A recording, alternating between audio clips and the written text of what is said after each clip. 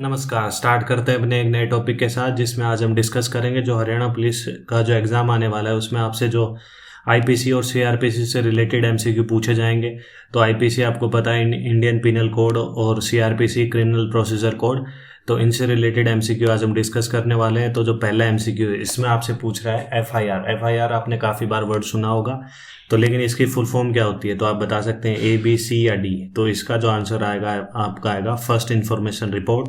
तो ये आपको याद रखना है। क्या सभी जो मुद्दे जो आपके पुलिस स्टेशन में जाते हैं उनकी एफआईआर होती है? नहीं, उससे एफआईआर से पहले उनकी होती है डीडी, जिनको बोलते हैं डेली डायरी, जो कि डेली अपडेट करनी पड़ती है। और कुछ जो सीरियस कंसर्न वाले मुद्दे हैं उनको एफआईआर से रिलेटेड किया जाता है। तो इसलिए आपको जो एफआईआर की फुल फॉर्म पता होनी चाहिए।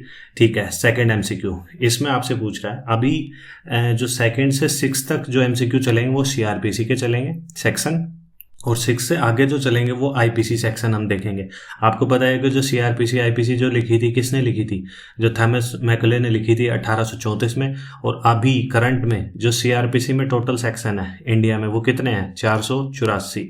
ठीक है, और आईपीसी में टोटल सेक्शन कितने हैं? तो ये हैं 576।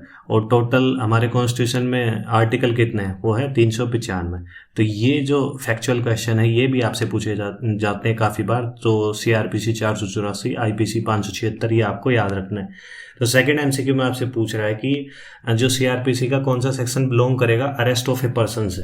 तो सेक्शन 41, 54, 51 से 64, 62 से 74। तो आप बता सकते हैं। तो इसका जो आंसर आएगा वो आएगा 41 से 54। तो ये आपको याद रखना है। सेकंड एमसीक्यू इसमें आपसे पूछ रहा है, आपको पता है कि जब पुलिस किसी पर्सन को अरेस्ट कर लेती है तो 24 घंटे के अंदर उसको मजिस्ट्रेट के सामने पेश किया जाता है, एक्सक्लूडिंग ट्रैवलिंग टाइम, कि उसको काफ़ी दूर से अरेस्ट किया गया है तो जो ट्रैवलिंग टाइम लगेगा उसको हटा के जो 24 घंटे होते हैं।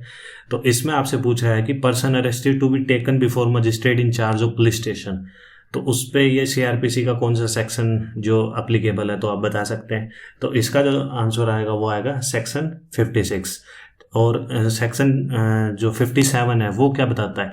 Person arrested not be detain more than 24 hours. इसका मतलब क्या है कि एक पर्सन जिसको अरेस्ट किया है उसको डिटेन नहीं कर सकते तुम 24 घंटे से ज़्यादा, आपको वहाँ मजिस्ट्रेट के पेश करना ही करना पड़ेगा।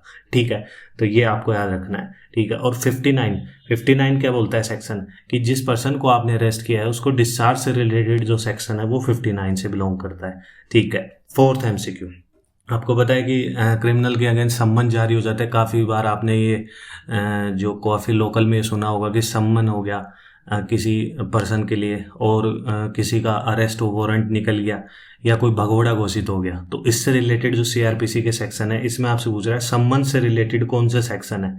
तो ए, बी, सी या डी। तो आप बता सकते हैं। तो इसका जो आंसर आएगा वो आएगा सेक्शन 61 से 69 से रिलेट करता है सम्मन। ठीक है, और 70 टू 81 आपसे पूछा जाए तो वारंट ऑफ अरेस्ट। मान लो किसी के सम्मन हो गए और वो एक जो पर्टिकुलर डेट और टाइमिंग पे नहीं पूछा तो उसके जो वारंट निकल जाते हैं अरेस्ट के, तो वो रिलेट करेंगे 70 टू 81।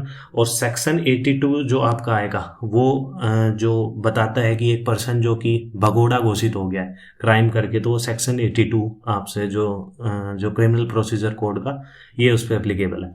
ठीक है, फिफ्थ एमसीक्यू इसमें आपसे पूछ रहा है कि डिफामेशन, मानहानि, कि किसी की निंदा करना गलत बिना किसी एविडेंस के, कुछ ऐसी चीज़ आपको बोलना, तो आप पे जो मानहानि का जो दावा वो पर्सन कर सकता है। लेकिन सीआरपीसी में आपसे जो सीआरपीसी के डिफामेशन का जो सेक्शन है वो अलग होगा, और आईपीसी का जो डिफामेशन का के जो सेक्शन है वो अलग होगा। तो जो सीआरपीसी का आपसे पूछ रहा है ये, तो सीआरपीसी का डिफामेशन का जो सेक्शन है वो 199 है। और यहीं पे जो आईपीसी का डिफेमेशन का सेक्शन आपसे पूछा जाए तो वो आएगा 499। दोनों के लास्ट में 99।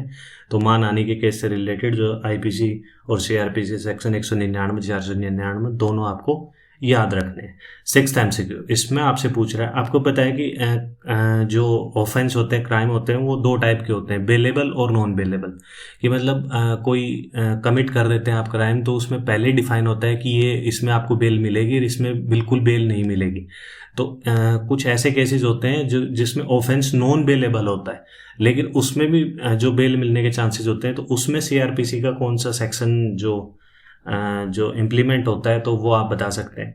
तो जो इसका जो आंसर आएगा वो आएगा 437, ठीक है। और सिंपली बेल से रिलेटेड आपसे पूछा जाए कि किसी क्रिमिनल को बेल होगी जिसने मतलब जिसका क्राइम जो कि सिद्ध हो गया है, तो उसको चलते उसकी ट्रायल मतलब उसके जो क्या बोलते हैं उसका जो जो पीरियड चल रहा है पनिशमेंट का, उस टाइम पे उसको बेल मिलने से रिलेटेड तो आएगा आपका 436। और 436A जो ये जो सेक्शन है ये किससे रिलेट करता है कि आप maximum period for which A under trial prisoner can be detained, मतलब जो अंडर ट्रायल जो प्रिजनर है उसको कितने दिन तक आप पकड़ के रख सकते हो, डिटेन रख सकते हो, तो आपका आएगा 436A। तो ये आपको जो अलग अलग जो 437 430 मेनली जो इंपॉर्टेंट है वो है 436 जो सिंपली बेल से रिलेटेड है, जो कि काफ़ी कॉमन यूज़ किया जाता है। 7th MCQ इसमें आपसे पूछा है सेडिशन, तो इसका मतलब है देशद्रोह का, जो अभी काफ़ी कॉमन है, जो कि जो सेक्शन है इसमें आपसे ये भी पूछा जा सकता है। अब यहाँ से आईपीसी सेक्शन स्टार्ट हो गया है। सेडिशन आपसे पूछा जा सकता है कि ये कौन से आईपीसी में पड़ेगा, सीआरपीसी में पड़ेगा, तो ये आईपीसी में जो आपका जो आंसर आएगा वो इसका आएगा 124A। तो ये आपको याद रखना है, ठीक है। और सेक्शन जो 141 है इससे भी ये भी इसी से रिलेट करता है, लेकिन ये थोड़ा सा अलग है। इसका मतलब होता है सेक्शन 141 जो आईपीसी सेक्शन जो इम्प्लीमेंट होता है वो उन पे होता है जो अनलॉफुल असेंबली करते हैं। अनलॉफुल असेंबली का क्या मतलब है? इसका मतलब है कि आपने कोई गैदरिंग करने से पहले, कोई भी ऐसी गैदरिंग जिसमें आपने परमिशन पहले नहीं ली है आपके वहाँ के एडमिनिस्ट्रेशन से, तो ये आप पे लगेगा 141 से जो अनलॉफुल असेंबली से रिलेट करता है, ठीक है। 8th MCQ इसमें आपसे पूछ रहा है कि कोई भी कोई केस चल रहा है या उसकी तहकीकात चल रही है, तो उसमें आप फॉल्स एविडेंस प्रोवाइड करते हैं। मान लो आपके खिलाफ ही कोई केस चल रहा है तो उसमें आपसे एविडेंस मांगा जाता है, तो गलत एविडेंस जो फॉल्स एविडेंस आप जो प्रस्तुत करते हैं सामने, तो उससे रिलेटेड कौन सा सेक्शन है तो आप बता सकते हैं। तो जो फॉल्स एविडेंस से रिलेटेड जो सेक्शन आपका आएगा आईपीसी का, तो सेक्शन 191 आप पे लगेगा, ठीक है। और यहीं पे फॉल्स इन्फॉर्मेशन आ जाए कि आप किसी को फॉल्स इन्फॉर्मेशन, किसी केस से रिलेटेड फॉल्स इन्फॉर्मेशन प्रोवाइड कर रहे हैं, तो आपका आएगा 182 आप पे लगेगा सेक्शन आईपीसी का 182। तो ये आपको याद रखना है, ठीक है। और सेक्शन 146 का मैं बता दूं जो कि दंगों से रिलेट करता है, राइट से रिलेट करता है, ठीक है। तो उन पे लगता है जो आईपीसी सेक्शन 146। तो ये सब आपको याद रखना है। और एक एक्स्ट्रा मैं बता दूं इसका, जैसे काफ़ी आपके लिए इम्पोर्टेंट नहीं है, लेकिन सेक्शन 1 जो 79 है ये जो बिलोंग करता है कि मान लो कोई ऑफिशियल या कोई गवर्नमेंट ऑफिशियल या कोई पुलिस वाला आपसे पूछता है किसी कोई भी टॉपिक से रिलेटेड आपसे कोई इन्फॉर्मेशन गैदरिंग करता है और उसके लिए आप मना कर देते हो, तो आप पे वो जो 179 आईपीसी का वो लगेगा, ठीक है। ये आपको ज़्यादा याद नहीं रखना है। 9th MCQ इसमें आपसे पूछ रहा है कि जो सेक्सुअल हरासमेंट किसी महिला के लिए जो पनिशमेंट जो सेक्सुअल हरासमेंट उनको की जाती है, तो उसके लिए जो आईपीसी सेक्शन आपका कौन सा लगेगा। तो ये काफ़ी इंपॉर्टेंट है। ये स्टार्ट तो हो जाता है 354 से ही, फिर 354 A B C D ये ऐसा लगता है। तो आपको सिंपली याद रखना है, यदि असोल्ट का सिंपली पूछा जाए तो 354 आएगा, और 354A लगा दिया जाए तो आपका आएगा सेक्सुअल असोल्ट का, सेक्सुअल हरासमेंट का, इसका आंसर ये है, ठीक है। और B आ जाए तो ये भी आपका जो क्रिमिनल फोर्सेस एक महिला के अगेंस्ट आप यूज कर रहे हैं, तो आपको 354B लगेगा आईपीसी का।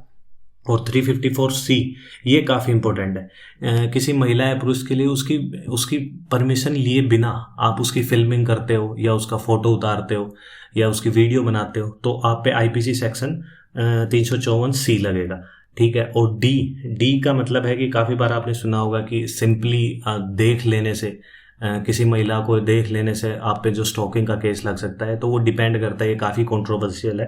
तो स्टॉकिंग से 350D लगेगा आप पे, तो ये आपको याद रखना है, ठीक है। और 10th MCQ किडनैपिंग के बारे में पूछ रहा है, तो आपको बताना है कि जो किडनैपिंग से रिलेटेड जो सेक्शन आईपीसी का आप पे लगेगा, आपने किसी को किडनैप कर लिया है तो वो कौन सा लगेगा। तो इसका जो आंसर आएगा वो आएगा 359। और अबडक्शन से रिलेटेड आपका आएगा 362। आपको दोनों में डिफरेंस बताना है कि what is the difference between kidnapping and abduction, ठीक है। 11th MCQ इसमें आपसे पूछ रहा है रेप से रिलेटेड चार्जेस, तो आप बता सकते हैं। तो रेप से रिलेटेड जो चार्जेस, सिंपली रेप डिफाइन के लिए बोले, रेप के लिए आपसे पूछा जाए, सिंपली रेप का सेक्शन पूछे आईपीसी का, तो आपको बताना है 375, ठीक है। और रेप से रिलेटेड पनिशमेंट आ जाए, पनिशमेंट शब्द और डाल दे कि रेप से रिलेटेड पनिशमेंट का जो कौन से सेक्शन आईपीसी में बताया है, तो वो आएगा आपका 376। तो ये आपको याद रखना है, ठीक है। और 370D आ जाए तो ये 376D लग जाए तो इसमें आएगा गैंगरेप का, ठीक है। और 376DA आ जाए तो इसमें आएगा गैंगरेप, लेकिन गैंगरेप भी उस महिला का जिसकी एज क्या है 16 से कम है, ठीक है। और यहीं पे 376DB आ जाए, बी लगा दिया लास्ट में, तो इसमें क्या आएगा, इसमें आपको बताना है कि वो महिला जिसका रेप हुआ है लेकिन उसकी उम्र क्या है 12 साल से कम है। इतना डेप्थ में आपसे पूछेंगे नहीं, लेकिन सिंपली आपको रेप का 375 और रेप पनिशमेंट का 376 ये आपको पता होना चाहिए, और गैंग रेप का 376D। तो ये सिंपली आपको पता। थेफ्ट से रिलेटेड तो इसमें आपसे पूछ रहा है कि कौन सा सेक्शन आप पे इम्प्लीमेंट होगा, तो आप बता सकते हैं 378 इसका जो आंसर आएगा, ठीक है। और जो 378 जो थेफ्ट से रिलेटेड है, और 391 किससे रिलेटेड है, ये आता है डाका डालने से रिलेटेड है, ठीक है। लेकिन 390 आपका किससे रिलेट करता है, ये रोबरी से रिलेट करता है। तो आप बोलोगे कि ये डिफरेंस क्या हुआ रोबरी और डाका डालने में, ये तो दोनों सेम सा लग रहा है, लेकिन ये डिफरेंस है। रोबरी कोई एक पर्सन भी कर सकता है, लेकिन डाका डालने में 5 या 5 से ज़्यादा पर्सन आपके इन्वॉल्व होने चाहिए, तो उसको इसलिए बोलते हैं, ठीक है। तो ये आपको अलग अलग जो सेक्शन आपको याद रखने हैं, ठीक है। थर्ड MCQ, इसमें आपसे पूछा है चीटिंग।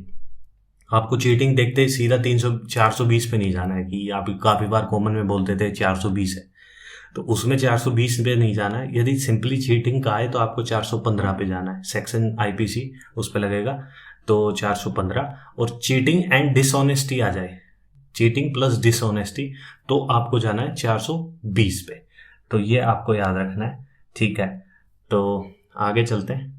और 494 भी रिलेटेड काफ़ी इंपॉर्टेंट है। इसमें आपसे काफ़ी बार आपने जो अपनी सोसाइटी में देखा होगा, किसी पर्सन ने एक शादी कर रखी है लीगली तौर पे और दूसरी भी उसने कर ली बगैर किसी को बताए हुए, तो ये 494 आईपीसी का उस पर लगेगा। तो सिंपली ये आपको याद रखना है। और जो 497 है ये आपको खुद सर्च करना है। और अभी रिसेंट में पिछले साल इस पर काफ़ी कंट्रोवर्सी हुई थी और इसको हटा दिया गया था, जिसको बोलते हैं अडल्ट्री।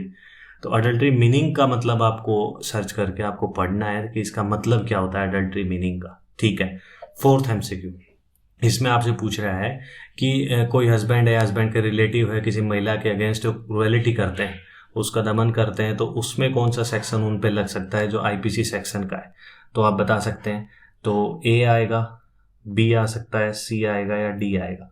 तो इसका जो आंसर आएगा वो आएगा 498A आएगा। तो ये आपको याद रखना है, ठीक है। और मैंने आपको बताया था कि जब आईपीसी का 191 हमने किया था डिफामेशन का केस मानहानि का, ठीक है, तो वो CRPC का सेक्शन था। और 499 किसका है, ये आईपीसी का सेक्शन है। तो ये दोनों आपको याद रखने हैं, ठीक है। और 409 जो आईपीसी सेक्शन है, तो ये आप पे तब लग सकता है जब किसी महिला से जो आपकी शादी हो रखी है उसको आप बाय वर्ड उसका मतलब इंसल्ट करते हैं या फिर कुछ भी ऐसा बोल के जिससे उनकी जो रिस्पेक्ट हानि होती है, डिसरिस्पेक्ट होती है, तो उस पर जो 509 लगता है आपका आईपीसी सेक्शन। तो ये आपको याद रखना है, ठीक है। लास्ट MCQ, इसमें आपसे पूछ रहा है कि अटेम्प्ट टू कमिट ऑफेंस, मतलब एक हिसाब से कोई ऑफेंस करने के लिए अटेम्प्ट करना, तो इसके लिए कौन सा सेक्शन आप पे आईपीसी का लग सकता है। तो इसका जो आंसर आएगा वो आएगा 511, जो अटेम्प्ट टू ऑफेंस लगता है। और जो इम्पोर्टेंट है वो है 309। इसका क्या मतलब है, अटेम्प्ट टू कमिट सुसाइड, मतलब आपने कमिट कर लिया सुसाइड और आप जिंदा बच गए तो भी आपको जो आईपीसी सेक्शन जो 309 लग सकता है आप पे। तो इस पे काफ़ी कंट्रोवर्सी चलती है कि एक आदमी, ऐसा तो है नहीं कि भाई चलो आज मैं काफ़ी खुश हूँ, आज मैं चलो फांसी खा लेता हूँ, तो ऐसा कुछ है नहीं। कोई आदमी परेशान होता है तो तभी वो ऐसी चीज़ें, ऐसे स्टेप उठाता है। तो एक तो उसने कमिट किया सुसाइड और वो बच गया, ऊपर से आप उस पर सेक्शन भी ये इम्प्लीमेंट कर रहे हो, तो ये काफ़ी कंट्रोवर्सी में रहता है कि इसको या तो मॉडिफाई करो या इसको हटाओ। तो इससे रिलेटेड आपको याद रखना है जो सेक्शन 309 है, जो अटेम्प्ट टू कमिट सुसाइड के बारे में आपको बताता है। तो बस आज के लिए यही वीडियो थी, यही MCQ थे। तो आपको वीडियो अच्छी लगी हो तो लाइक कर सकते हैं, चैनल को सब्सक्राइब कर सकते हैं। थैंक यू, जय हिंद।